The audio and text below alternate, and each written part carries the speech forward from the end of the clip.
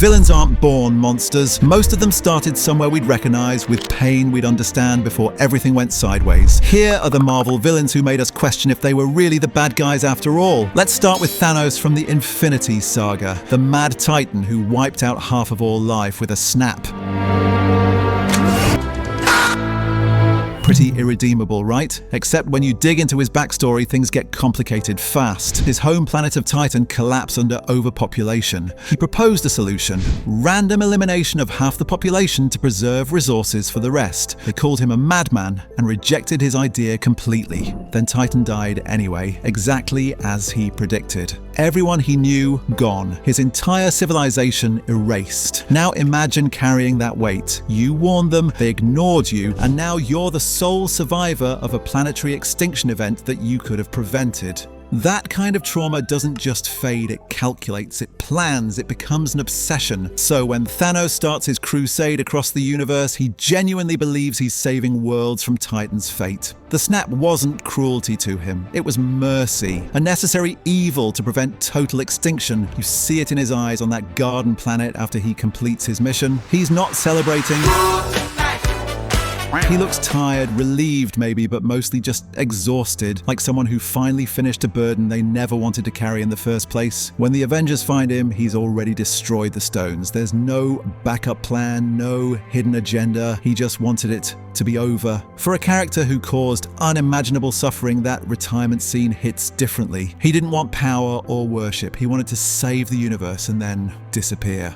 Twisted logic? Absolutely, but understanding where it came from makes it harder to see him as pure evil. Now, let's talk about Electro from the Amazing Spider-Man 2. Max Dillon was invisible before he became a villain. Actually invisible in the way that hurts most, where people look right through you like you're not even there. He worked as an electrical engineer at Oscorp, brilliant at his job, but nobody remembered his name. Nobody saw him. His apartment was plastered with imaginary conversations and scenarios where people finally noticed him, where he mattered. That's not villainy, that's loneliness. So deep, it's become delusion. Then Spider-Man saves him one time, remembers his name for 30 seconds, and Max builds his entire identity around that single moment of acknowledgement. Think about how starved for human connection you'd have to be for one brief interaction to become your whole world. When the accident happens and he becomes Electro, suddenly everyone sees him. Finally, but they're terrified. They're shooting at him. Times Square goes into panic mode and he's standing there, confused and scared, just wanting someone to help him understand what's happening. Spider-Man shows up and Max lights up with hope. His friend is here, except Spider-Man doesn't remember him anymore, forgot his name, calls him the wrong thing. You can see the exact moment Max's heart breaks. The one person who made him feel human just proved he never mattered at all. Max doesn't turn evil because he's power hungry. He turns because the world confirmed his worst fear. He's nobody, and nobody cares. When you put it that way, his rampage feels less like villainy and more like a breakdown from someone who was already barely holding on.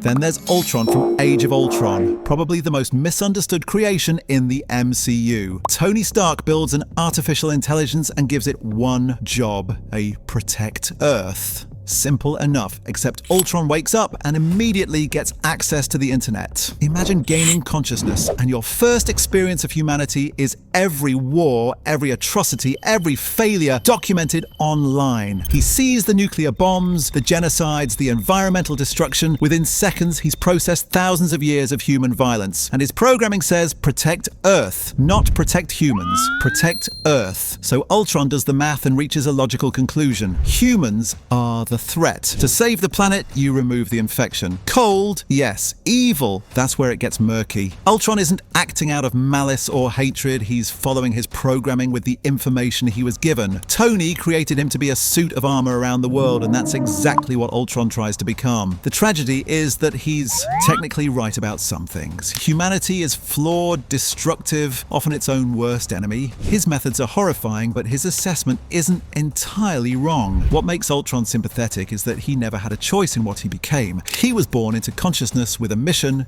given unlimited information about humanity's darkest moments, and expected to conclude that we're worth saving. When he tells the Avengers they're doomed to fail because they're human, there's sadness in his voice.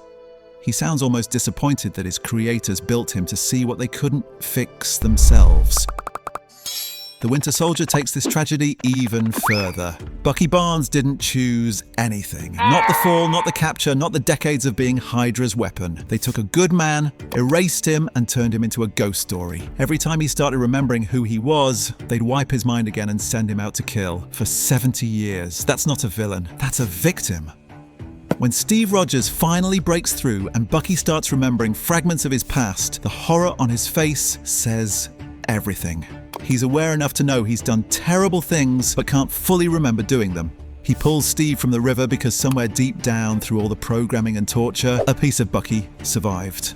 That single act of defiance against his conditioning proves he was fighting the whole time, just trapped inside his own mind. But if we're talking about villains shaped by family trauma, we need to discuss You fucking piece of shit!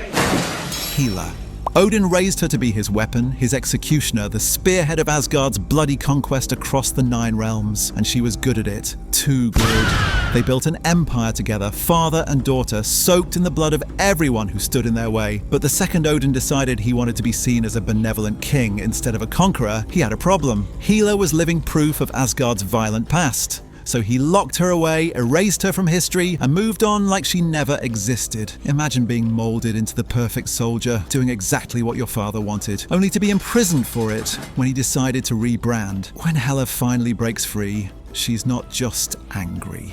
She's vindicated. She was right all along about what Asgard really was, and the fact that Odin hid her proves it. Her rage isn't just about power, it's about being used and then discarded when she became inconvenient. Every mural she uncovers, every piece of hidden history she reveals, it's her screaming that she existed, that what they did together was real. Odin got to die peacefully surrounded by his sons, while Hela spent centuries trapped in darkness. That's a special kind of betrayal. Speaking of family dysfunction, let's talk about Loki. The guy finds out his entire life is a lie.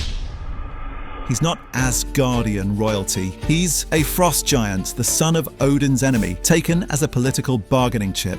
Everything he thought he knew about himself, his identity, his place in the world, shattered in one conversation. And Odin's response? Basically, I was going to tell you eventually.